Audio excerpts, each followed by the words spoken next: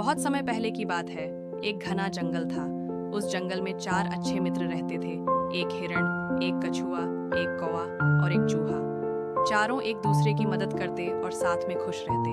उनकी मित्रता की मिसाल पूरे जंगल में दी जाती थी।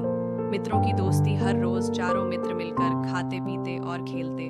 कौवा आकाश से दूर दूर की खबरें लाता, हिरण अपनी फुर्ती से जंगल की खोज करता, चूहा अपने नुकीले दांतों से चीजें काटकर मुश्किल हल करता और कछुआ अपनी समझदारी से सबकी मदद करता।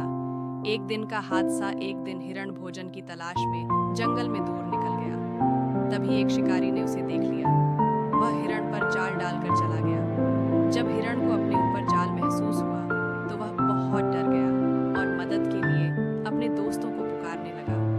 मित्रों की मदद। हिरण की आवाज सुनते ही कौवा तुरंत उड़कर वहां पहुंचा। उसने देखा कि हिरण जाल में फंसा हुआ है। वह तुरंत कछुए और चूहे के पास गया और उन्हें सारी बात बताई। चूहा बोला, मुझे अपने तेज दांतों से जाल काटने में ज्यादा समय नहीं लगेगा। कौवा चूहे को अपनी पीठ पर